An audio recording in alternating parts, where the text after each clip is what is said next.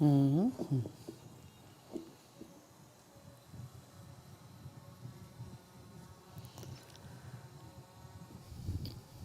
पृथ्वी से लेके शिव तत्व तक 36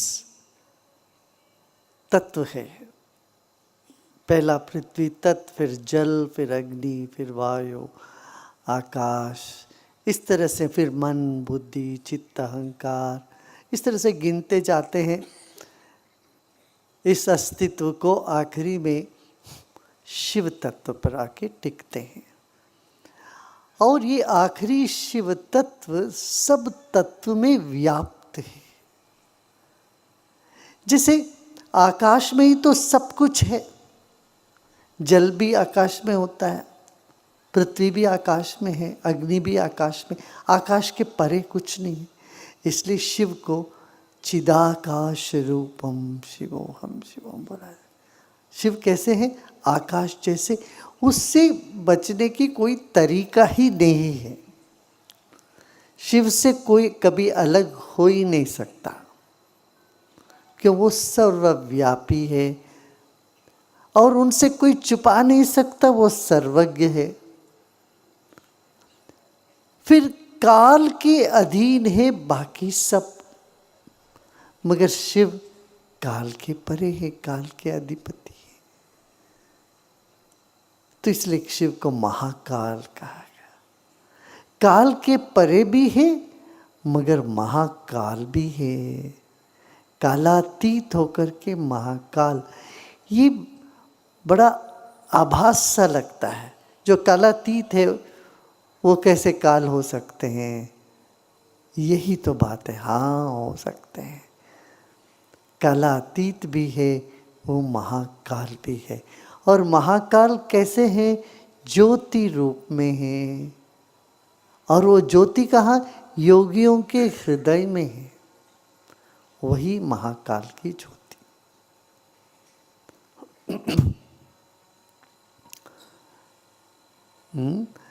तो ध्यानस्थ होकर के अपने हृदय में ज्योति के रूप में भगवान है, ऐसा करना है, ऐसे धारणा करना है और उस ऊर्जा को अनुभव करना है। यही ध्यान है। महाकाल का ध्यान यही है। नहीं तो हर चीज वर्तमान, भूत और भविष्य में होता है। भविष्य, ये 3 रूप से हम देखते हैं ना। जो बीत गया वो उसको कहते हैं भूतकाल। तो हुआ, अभी हुआ नहीं, होने वाला है, वो भविष्य। अब जो है सो वर्तमान है। ये तीनों काल हर चीज को बदलती है मगर आत्मा को नहीं छू सकती है। तो इसके परे जो ये जागृत, स्वप्न, सुषुप्ति से परे जो तुरीय स्थिति है, माने ध्यान की अवस्था है, वहाँ पर काल का अनुभव ही नहीं होता। इसलिए देखो, आप जब ध्यान करते हो आपको लगता ही नहीं, समय का पता ही नहीं चलता। एक जब आप सपनों में खो जाते हो तब समय का पता नहीं चलता।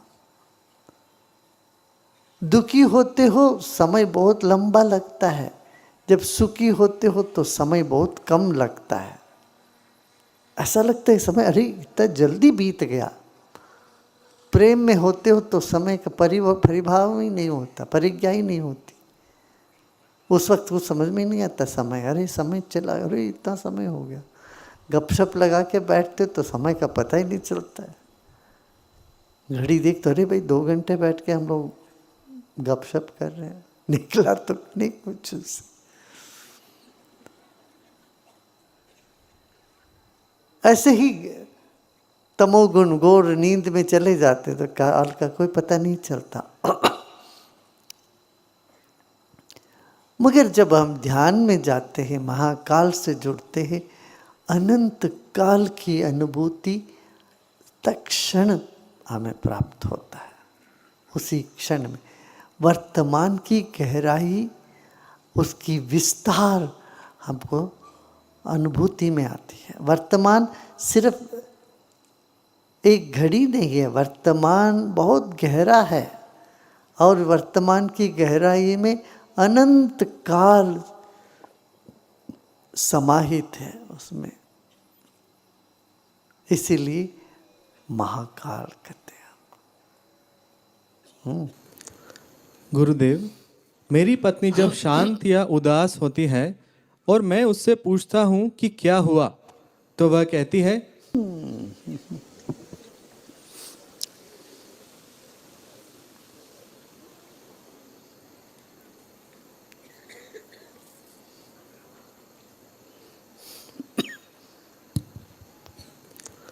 गुरुदेव, मेरी पत्नी जब शांत या उदास होती है और मैं उससे पूछता हूँ कि क्या हुआ, तो वह कहती है, कुछ नहीं, ठीक हूँ।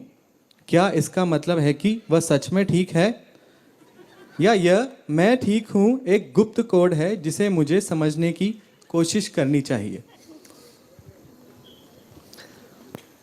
भाई, पति पत्नी की बीच की बात तुम जाने, ये रॉन्ग नंबर पे पूछ रहे हो तुम।